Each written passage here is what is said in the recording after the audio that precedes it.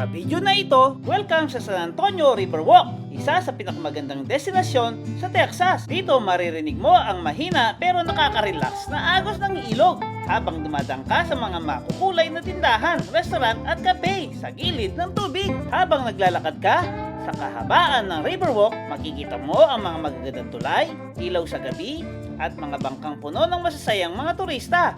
Ang paligid ay puno ng musika, halakhakan, at aroma ng masarap na pagkain mula sa mga lokal na kainan. Hulaan nyo kung nasan kami. Andito kami, dito sa Riverwalk San Antonio, Texas, tapat ng Henry Gonzalez Convention Center. Nagbiyahe kami ng 5 oras mahigit from Riverwalk to San Antonio para marating namin ang lugar na to. Ayan ang Grand Hyatt. Ang pupunta natin ngayon ay ang Riverwalk San Antonio. Ayan, Labor Plaza. Wait. Uy, suplado. Suplado siya, Ben. Suplado tong traffic light. Wait. Oh, wait. Malapit na tayong papuntahan ang Riverwalk dito sa San Antonio, Texas. Ayan, ayun yan. Nakita ko na Riverwalk. Pero naka-river ride sila, guys. Tingnan mo. Oh, syempre. Hindi lang ito isang simpleng ilog. Isa itong buhay na atraksyon na nagdadala ng kasaysayan at kultura ng San Antonio. Mula sa makasaysayang alamo hanggang sa modernong mga gusali, bawat hakbang ay parang paglalakbay sa nakaraan at sa kasalukuyan. Ayun o, ang dami o. Ayun sila. Nagre-river ride sila. Tayo naman, nagre-river walk tayo. Rob Chaplin, 1915. Punta natin na lugar. Kung saan tayo mag-walk. Ayun yung saan tayo dumaan? Yung mall. Tapos dito, river walk. Kasama na rin ang walk tour. Ay, may charge to, no? Oh, syempre, ito yung mga natin, no? Diba? Kasi ito, uy, meron pa isa. Ayun pa, oh. Tingnan natin sila. Ang daming nag-river, ayun, oh. Ang daming tao dito. May Tianggi po. Punta tayo doon sa Tianggi mamaya. Oh, souvenir. Para idikit natin sa wall natin. Ang lagi ng puno na to Bessie, parang wala tayong ganitong puno. Oh. Wala kami baon. Paano ba makapunta sa baba? Sandal lang. Kuha pala yung nanay niya. Nanay nung... Bessie, parang hindi. Doon yata yung babaan, doon. Ready na? Baba na tayo. Excited ka na ba mag-river walk?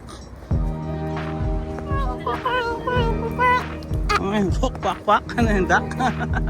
Sa ating paglalakad dito sa Riverwalk San Antonio, Texas. Tayo naglalakad ngayon dito sa park. Saan tayo? Sasakay ng river ride. Labor Plaza, itong Labor Plaza. Gagawin natin, bababa tayo. Ayun yung parking natin Bababa tayo ngayon dito. Going down. Kabaling naman gini, grabe. Kaya nila tayo mimirin tao. Mga ganyan. Ano bang meron dito? Ayun, pwede tayo pumunta dito. Mag-walk lang tayo dito sa river. Ay, magpa-picture tayo dun sa dun sa Buddha. Ayun, Yung ating mga... ang galing, Right to the bottom, both go down, you throw me one first. Okay? Maddie, you want to make a little bit of money? Yeah, you like making money, right? Very easy. But when you want the next life check, Feeling relax yung mga yun. Ay, wala laman to. Go Rio. Madali, habang meron Oh, habang nakikita sila. Siya dalawa-tatlo.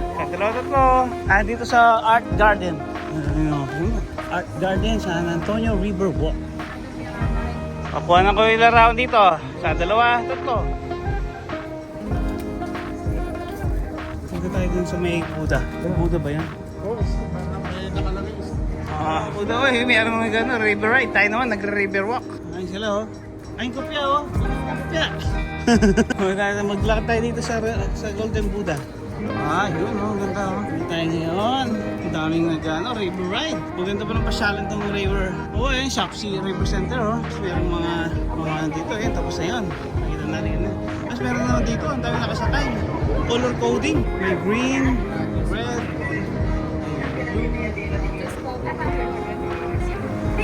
hello. San Antonio is the best. Picture mo kayo dito. Okay.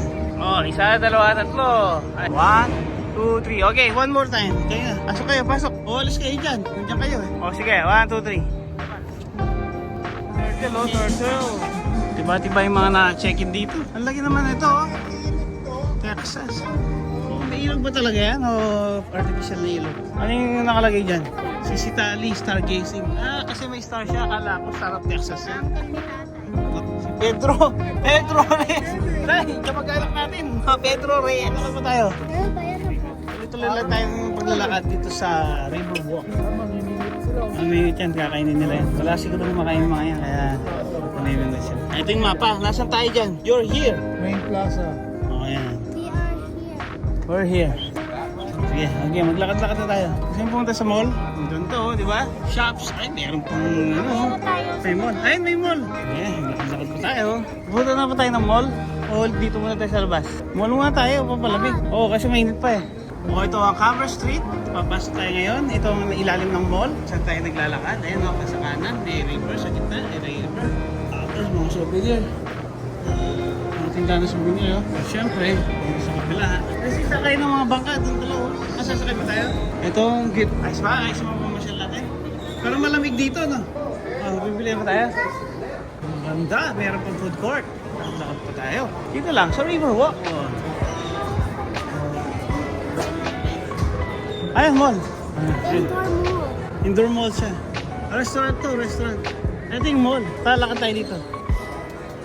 Yung river nila parang artificial lang. Ayun, best. Nakita ko na River Center. River Center. Ayun, River Center. Picture dito. Oh, picture ko kayo dito. 1, 2, 3. Ako tayo. Ay, pwede tayo magpa-picture dito. Oh, parang sa Greece to. Ay, no, may Chiki Play sa taas, oh. Chiki Play, oh. Ayun, oh, ganda. Oo nga, no? Ang ganda ng rose. Lakad tayo. Ay, may patios din. Let's jump in. Oh, pasok tayo dyan. Ayun, oh, mall. River Center Mall. I-walk tour po kayo dyan sa loob.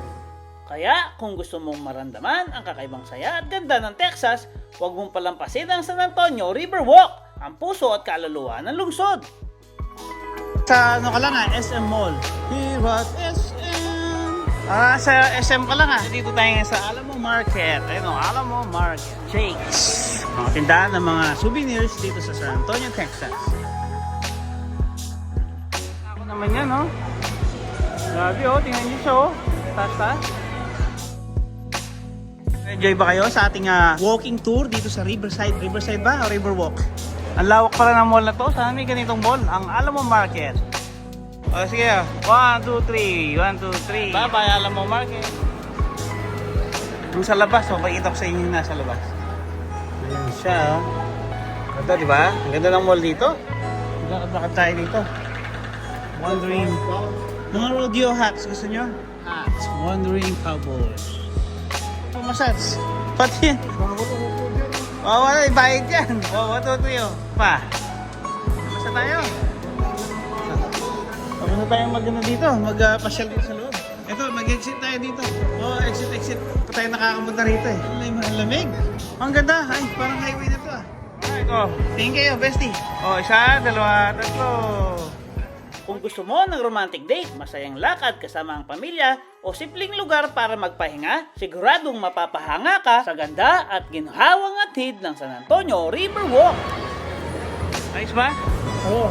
Ayun o, punta tayo, sasakay na tayo ng bangka dun sa river ng Riverwalk dito sa San Antonio, Texas. Gagarain na siguro yung mga yan. Ayun, 1906 daw. Oo. Ang lawak na lugar, di ba? Tapos merong mga sumasakay sa bangka, oh. Tayo naman sasakay dyan, okay? Ayan, palis na sila. Tayo naman sasakay dyan. Magbubuk tayo ng ticket dito sa Riverwalk, San Antonio, Texas. Oo, galing nila, di ba? Pinaka-best. Ticket. Makasakay tayo dun. Yung ang bayad sa fees. $8. Dahil doon lang sa ating sasakyan. Magbili na tayo na kami dito sa riverboat. Dito sa Riverwalk. Kami ay mag-river ride. Bili na kami na riverboat. Kami. Dito sa pila. Ang daming pila, oh. Sasakay kami dyan. He's the King of Kings. He's the Alpha and Omega. Praise God. Hello, next na tayo niyan. Tao, oh. Try na kami dito sa riverboat. Kaya kasama si Owo. Sige, babe. Okay.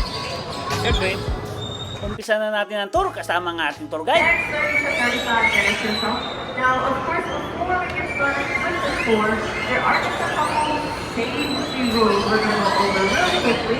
Number one, I ask for everybody to remain seated for me, don't standing throughout the tour. Number two, keep everything that's our love inside of the water at all times. There's no smoke down here, there's no drip down here.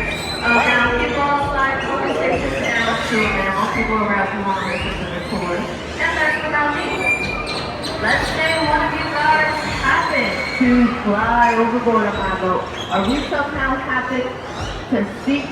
Well, what you're gonna do if we end up inside this river? Two easy things. Number one, stand up. Number two, flop to the side, just like that. You'll be okay. 80 to 90% of the river is just 3 to 4 feet, guys. So with that being known, that being said, we can go ahead and get started with the tour. Now, I do want to show y'all a very special guy, especially to San Antonio. If y'all right side, on my right, a statue of a man holding a baby. That man that you're looking at is Mr. San Antonio himself. His real name is Saint Anthony. Saint Anthony in English is San Antonio. That's who we never gave San him. Antonio. He lives back in the 17th and gave that to us as a gift back in 1968. Now he is holding a baby in his hands. That baby is said to be baby Jesus. It is also said that if you lose something you deeply love, you go to him, you pray for it back, and he is known to return it right back to you. People say to go to him with a prayer, and sometimes even an offering, in hopes of something in return. Alright guys, now, back in the 1800s, that's when we had Germans heavily migrating down here to Texas. Now these Germans were coming to San Antonio, and they wanted a place where they could worship in their own native language. So what they did is they said, why not build our own church? Exactly for this reason. Sure enough, they built their own church. If y'all look to my right above the trees, you're gonna see a church steeple all the way up there. That is St. Joseph's Catholic Church. Ayun o, church. Ang galing. 68. Ayun pala yun. Coming down here just for that place to worship. Ayun yung church ng mga German. Now, the German heritage happens to be deeply carried on till this day as well. If y'all guys go to that church, every fourth Sunday of the month, there'll be an all-male choir there that sings in complete German for a mass service itself. Alright guys, now one of my personal favorite stories to be told on this tour, it is about a hotel named Hilton, Palacio del Rio. Palace on the River is what it stands for. Y'all guys, if y'all guys look to my left, on street level, there's that big hotel, right there, I'm gonna talk about that hotel. Hilton Palacio del Rio. 1968 World's Fair. The World's Fair was basically like the debut of San Antonio, so thousands of people from all over the world, they were traveling down here just to see what San Antonio had to offer. Now, one thing San Antonio didn't realize, with all these people coming down here, there wasn't enough hotels for all of these people. So they got in contact with the construction company, H.B. Zachary, the owner of Zachary Construction. They told him, hey, if you and your company build us a 500-room hotel. He said, perfect. When do you need this hotel done by? They proceeded to tell him that he has less than 9 months to build a 500-room hotel. He very much could have said no, but instead of saying no, he actually loved himself a good little challenge. He actually insisted on making it a bet. He said, you know what? If I don't complete this hotel that y'all want from us in less than 9 months, then I'll sell it to y'all for the price of $1. Sure enough, they shook heads. That was the bet. So he was on a short time limit. If he didn't have the hotel ready in time, he was going to lose out on millions of dollars. So what he did, him and his crew, they start to make the first 4 floors as the foundation of the hotel here. They added the elevator shaft right in the middle as well. So it looked like an upside down capital letter T. And then 8 miles south of the hotel site, they built all 500 individual hotel rooms, and they got completely furnished. The bed, nightstand, paint frames, wiring, plumbing was all done to the rooms before the rooms were even here. The rooms got completed, shipped them off to the hotel site, and basically a giant crane picks up each and every room, and block by block, they stack them on top of each other just like Legos. Room by room, block by block, every day they just stack them. This is called the modular construction method. That's why if y'all guys look at the balconies, you'll see how one room goes in, one out, one in, one out. That's how they were able to properly and correctly stack them on top of each other. Now, they started off stacking around 20 rooms a day. They got good at it, so they doubled it. 40, 45 rooms a day. They even started to take Saturdays and Sundays off. They didn't need to work those weekends. Now, With this method, they were able to complete the hotel in 7 months. Believe it or not, 202 complete working days. They had the hotel ready for everybody to enjoy.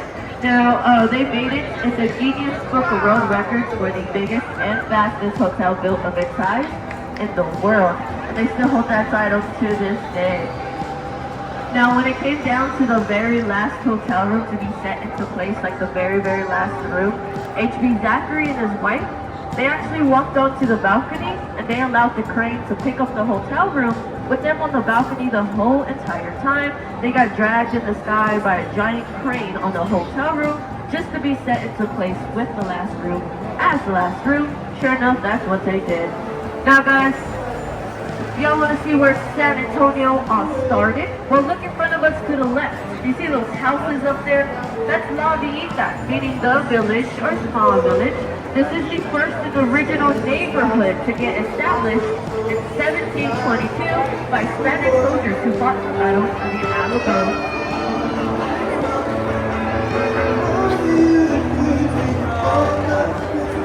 Alright guys, now we're about to enter the Artisan River Theater.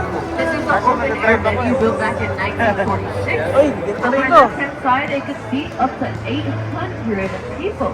Now if y'all guys look to my right, look at the stage, it might look familiar.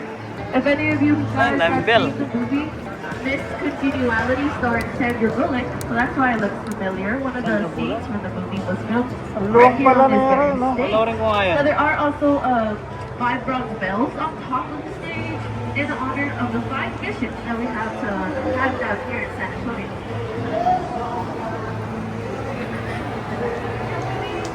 Anong pinigil daw doon? Nung Sandra Bullock? Nothing here.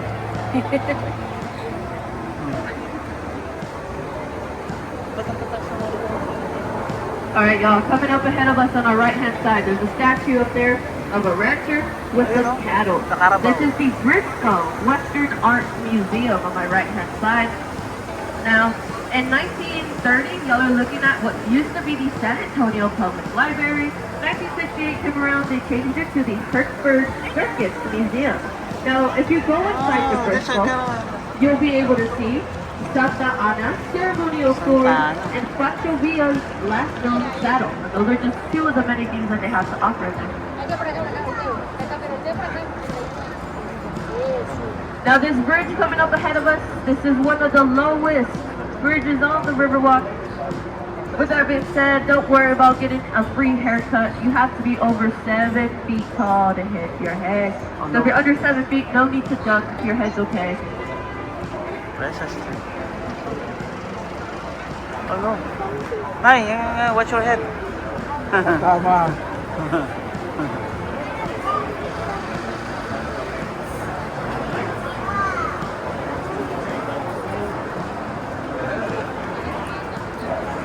Gabi, oh. Alright guys, look at this island on my right. It's naturally in the shape of a heart, formed by the roots of the cypress tree that's sitting right on top of it. Welcome to Marriage Island. Over 300 weddings and ceremonies happen on this island every year itself. And it's said that if you get married or propose to here, that your love will be blessed forever. Now, the first ever mass to be held on this Riverwalk, the very, very first one, it was held back in 1691, and it was held right there on that very island. So I believe the island just to be blessed in general.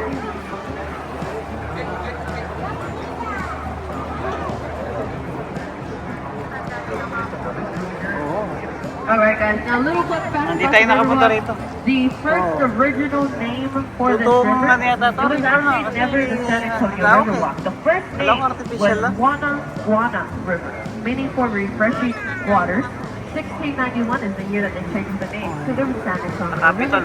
Now a question I get asked every day, so I'm pretty sure y'all guys have wondered this question to yourself being down here on the river. How many people fall inside this river or end up inside this river on a daily average? Well, guess what, guys? Your answer, that's going to be 3. 3 people a day on average will end up inside this river. Now, I've been on this river for 4 years, so I've only seen 3 reasons as to why. Number 1, We just got over our summer hot days, so they decided they want to go for a swim. Number 2, they accidentally dropped something in the river, so they get in to get it out. And last but not least, I'm pretty sure we all know, there's a lot of margarita places down here. So yeah, one drink leads to another drink, and then you lead up in the river. Gotta be careful, guys. Watch your step. Minimal railing, minimal protection. If the cops catch you going for a swim, they're gonna give you a $300 fine. So gotta be careful, guys.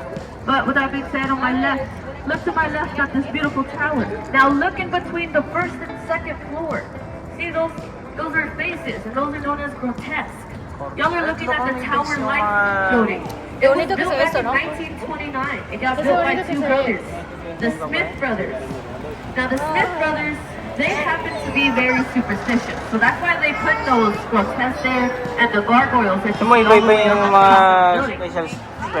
So they put that there, like I said, superstitious. They believed that it was going to ward off evil, bad business, and evil spirits. But this is 1929, so that was the year of the Great Depression. Stock market crashed, everything happened. So what they did is they spent $3 million on that building to have it built. A couple months later, Great Depression hit. They were forced to sell that building. Once they sold it, all they got back from the $3 million was $300,000. Just 10% of their money is what they got back in return. Now, guys, the building all the way up there in front of us with the green roof and red building, that's the Bexar County Courthouse. That's the oldest and still operating courthouse in Texas. Got established back in 1897. Now real quickly on my right, this is the International Center. It houses the trading that happens between US, Canada, and Mexico. Now right underneath this building is our marina, a boat garage. Our boats are electric for those of you wondering. Alright guys, now we're about to head on. If you're wondering if I'm going to take a left or a right, well guess what? If I take a right, we could continue with the tour. If I take a left, there's a 20-foot drop. Where do y'all want to go? Real right. Yeah, let's go. Okay guys, look to my left. You see there's not lying. You can see where the river ends right there. There really is a 20-foot drop. Oh no. Now, of course, there's a reason, there's a purpose for that drop. So back in 1921, San Antonio did experience the Great Flood. The Great Flood, it killed way over 50 people. Floodwaters did reach anywhere from 10 to 15 feet above the street level. So what the city did to make sure something like that never happens again is they placed a total of 4 floodgates on this river. Right there, I took a right, that's a floodgate. There's a gate underneath in the water. Anytime we expect floods in the future, all gates are going to rise up, block any and all flooding from entering any of the channels we just came out from. The flood will have no choice but to head down that 20-foot drop, south all the way to the Gulf of Mexico. Wow. Alright guys, but let's also talk about love. Look behind me. See this bridge? Hundreds if not thousands of locks. That's love bridge. So people get married, they get a lock it on that gate, you both have to kiss it, and then you'll throw the key in the river here, and that is said to lock in your love forever. That's a tradition we've been doing down here in San Antonio for many, many years. Go out there and check out the loves for yourself. Alright guys, now the oldest church in Texas, it's here in San Antonio. If you want to see it, we'll start looking to my left. If you look all the way up the staircase, in between the trees, there's a white church. White church building all the way back there to my left. Just look all the way back. You can see a white church. That's it guys. That's the oldest church in Texas. San Fernando Cathedral. It was built in 1731. It got built by 16 families from the Canary Islands. Inside that church is going to be the resting place for some of the ashes of the defenders of the Alamo. Now that big, beautiful tree directly in front of us. You see that tree right there? Oh, that's true. It's a big tree. The oldest, but not only the oldest. Wow, look at the tree. Off the river. It's standing a little over 90 feet tall. Oh, and too it's much. going to be close Too much to big. 400 years old. Oh no. Tandana. Alright guys, now one thing I didn't say about those 4 floodgates is that 3 of them are underwater, but one is not. If you look right in front of us, this is a floodgate right here, guys. Floodgate. We're about to go under it, so if you want that closer look at a 3-ton steel door, all you need to do is look up. As soon as we enter underneath it, look up, you can see it in between the little blocks there. It's a 3-ton door. Ano, dam, ginagawang dam. Dam. Para hindi mag-flood yung lugar. Malakas na lagi daw ulan dito. Alright guys, let's talk about the oldest bar on the river. The very first bar to open down here, straight ahead on the right, there's a staircase that leads up to the balcony. That's it right there, the Esquire Tavern. Now they opened up their doors in 1933. Oh, 1933. Singin na tinanay.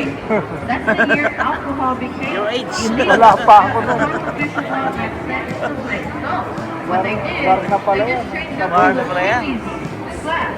Ayun. Boy pa, no? Yeah. Oo, Believe it or not, everybody, every day, Alright. go inside this building, ask for a haircut, but come out with a whole other type of buzz. Daming tao dito. Hindi natin matapuntahan to. Part lang pala yung pinuntahan natin kanina. Marami pa pala to. Ang gumagabi na. Karoon ng light and sounds. Go Rio. Alright guys, we're about to be crossing paths with one of our other Go Rio locations. There's 3 of them on the river. They're all the same tour, just different pickups, different drop-offs. This one's here at the Aztec Theater. If y'all look to my right, at the 3rd floor balcony up there, you'll see Aztec a statue on with the an river. Aztec princess. Now the Aztec Theater opened up their doors in 1927, and they were extremely popular for silent black and white movie films. Obviously, in the years walang nalalaglag 30s, nobody really cared to Wala see nang movies baran- anymore. So they Alam shut parang their doors. bigla, no? The Aztec Mga lasing Theater na now is nalalaglag daw very dyan. much Di ba open, narinig just mo offers 3 times? concert events, you know, music venues. 3 tao daw, ano yung nalalaglag dyan, dahil ka. Kalasingan. May, Alright, may guys, now that fine na bridge in na. front of us, we're about to go under. If I happen to have anybody on my boat that likes or is familiar with Salinas, Quintanilla, then this is the very famous Salinas Bridge right here in front of us, guys. Now we dedicate this bridge to Salinas. She was a famous Kahana singer from Corpus Christi. She would come down to San Antonio often. She even filmed a couple of her music video scenes on this bridge here. And then Jennifer Lopez got the big part to play her as Selena back in 1997. Selena So she herself Gomez, comes down here. Selena. They film a quick little scene on the bridge for the movie, and that scene turned out to be one of the biggest and most popular scenes for the movie, filmed right there. Christmas light pa, oh. Oo, kaya. Charging. Picture, tingin kayo. Meet us on the river. Alright guys, now get ready. So we're about to see Navarro. an optical illusion. If you want to see some magic, well, Yes. this is what we're going to do. So we're going underneath this bridge. As soon as we come out on the other side of this bridge, I'm going to need every single one of you to look to my left at the first building on my left, but all the way up at the top of the building, alright? Left. Get ready. Like I said, to my left, all the way up. Oh, sabi. Ano ba? Hindi makita. Ano ba meron kasi? Alright guys, well there you have it. What looks like the paper thin flat wall. Y'all are looking at the Nick's hospital. Now it looks like that because it's kind of built like sort of like a triangle. That's why it looks like it. Now that is actually the first ever building to get air conditioned in the entire nation. The 1930s when they opened up their doors.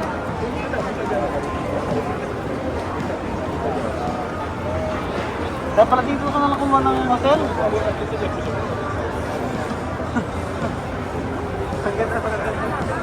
Alright guys, directly in front of us, this is the Hyatt Regency Hotel. Right on the other side of this hotel is located the Alamo. Now there's a law that the city of San Antonio put. This law states no building around the Alamo can cast a shadow on the Alamo. If it does, that's illegal and disrespectful to the Alamo. So the Hyatt Regency was only allowed to go 16 stories high, no higher. Now any building getting built in the future around the Alamo, it's going to go through years of shadow work and shadow testing before they know how high it can go. Casino Club building. Hindi mo pala malulibot ng Alright, now if you look rakat to the lang right ito. hand side, This is called the Casino Club Building. If I have any gamblers on my boat, I hope you didn't get too excited by what I just said, because that's just the name of the building. No gambling is taking place in there. Sorry to disappoint y'all. The first 2 floors, just the restaurant. The top floors, those are apartments. Now, if you want to live in those apartments there, good luck. There's an over 10-year wait list just to do so. Yeah. They're in very high demand because those happen to be the only apartments located right in the middle where all the shops and restaurants are. All other apartments, you have to do a walk to get there. Alright guys, if y'all are hungry, well, welcome to Restaurant Rome. This is where you're going to find all your restaurants, to my left and to my right. There's a lot of choices, guys, don't get me wrong, but I'm sure there's something out here for each and every one of you to love and enjoy. Alright, now I do want to show y'all the father, the architect of this river. There was one man that made all of this happen what it is today. His name is Robert H. Hudson. And if y'all guys look in front of us to our right, there's a statue in front of the staircase. That's him. That's Robert H. Hudson. He's the reason why the Riverwalk is here today. He's the man that started it all. There's the office building that's right next to him, and that was his office that he put down here in 1941 as well. Alright guys, on my right hand side, this is Casa Rio. Casa Rio is the very first restaurant in business to be opened up off the Riverwalk.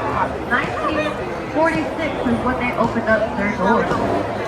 Halo na yun, oh.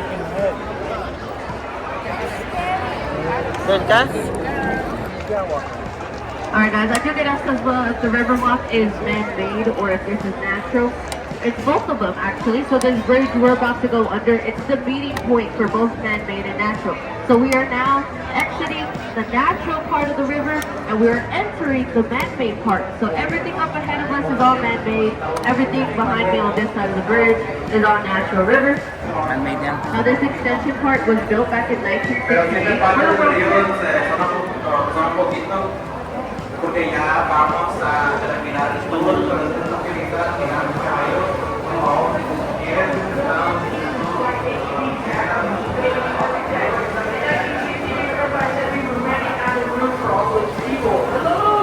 Hello! Alright guys, now, every 2-3 years the city of San Antonio comes together and they drain the Riverwalk. Specifically the man-made part and parts of the natural, they drain it completely. And they do that because they're going to clean the bottom of the river. With that being said, the #1 most found thing whenever this river gets cleaned, well everybody hold on tight to your phones, it's cell phones. Over the last year or so, last 2 years, they found well over 1,500 plus cell phones in this river. Believe it or not, we also get a lot of electrical scooters. Yeah, people love to dump in from the bridges.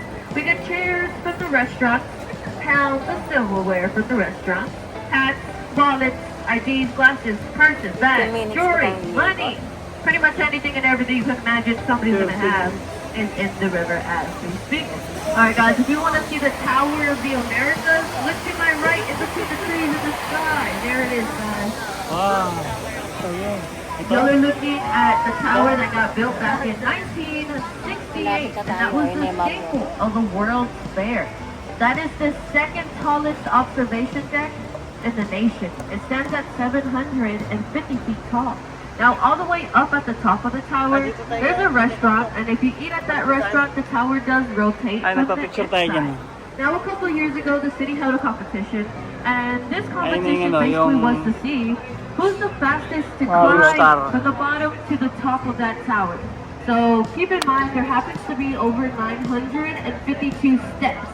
So, the fastest recorded time was done by a 16-year-old. He made it from the bottom to the top in 5 minutes. 5 minutes. Wow. Yep, that's all he needed. Alright guys, now directly in front of us, that is the Stargazing statue. That's the newest addition to the Riverwalk. She was gifted to us back in 2022 from Pedro Reyes, the Mexican artist. She is made out of 18 pieces of volcanic rock from Mexico and 1 piece of marble. That marble piece, she is holding it in her hands. It's that star right there. Same thing on the phone. People pay to hear me. People did not pay to hear you talk on your cell phone. Please respect that. You can use your cell phone and the internet is free. Okay, ito na yung original.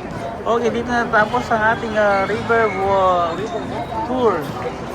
Ito, mag-dock na tayo. Alright guys, now let's talk about the boat that you're sitting on. There is art on your boat, designs of a bird. This is the dove boat. The dove boat is dito tayo going na to ganun. honor King. Now, coming up ahead of us is that pink boat Tayo there. sumakay kanina The dyan, pink boat, that's the sun boat.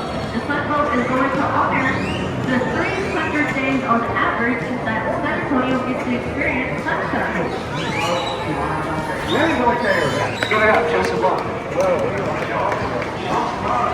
Yan, dito tayo nag-shopping center kanina.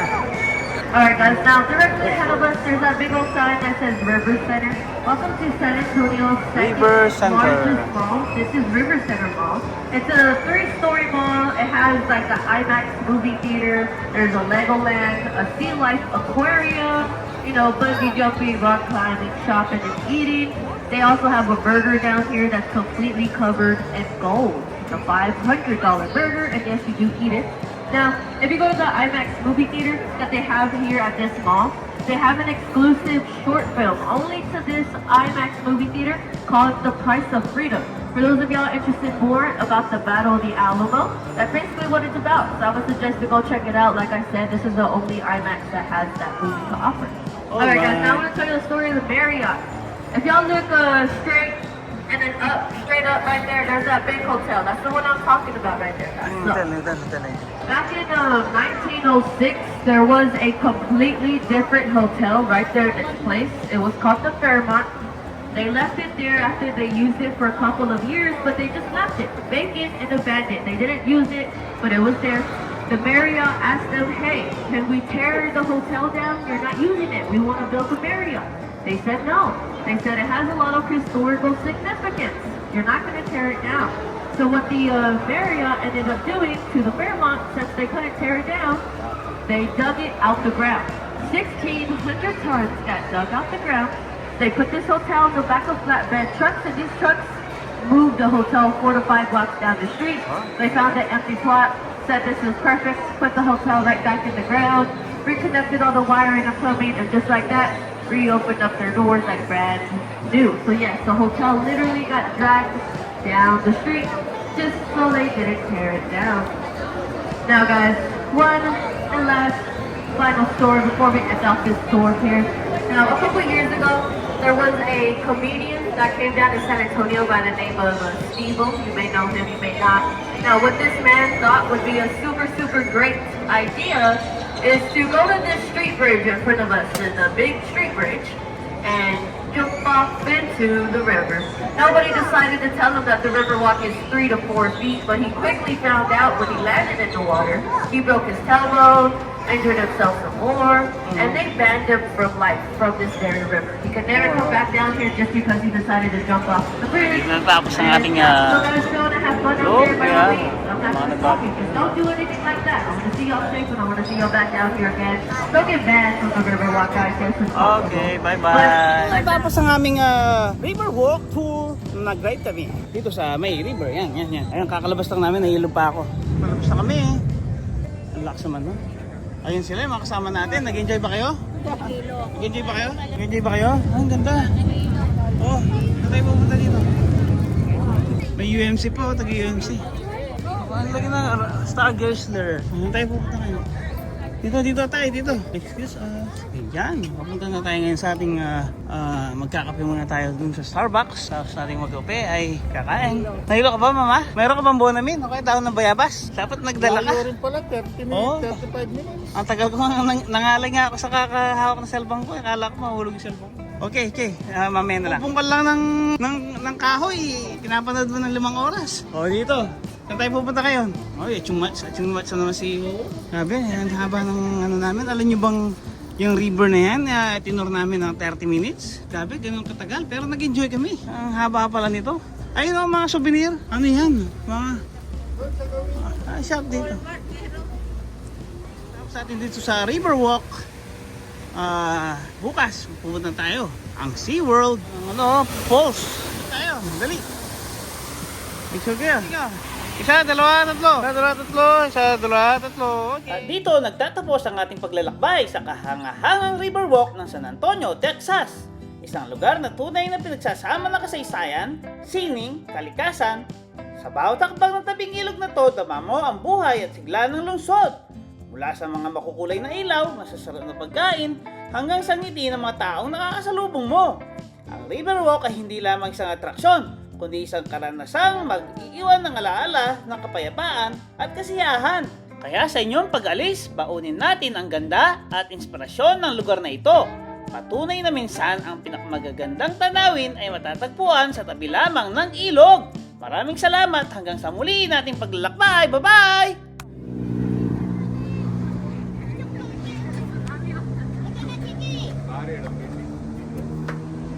O, isa, dalawa, tatlo. Ang tower. Ang pinakamataas na observation tower dito sa San Antonio, Texas. At dito natatapos ang ating tour. Sa pagtatapos ng ating paglalakbay dito sa Riverwalk sa San Antonio, Texas, tunay nating nararanasan ang ganda at kasaysayan ng lugar na ito.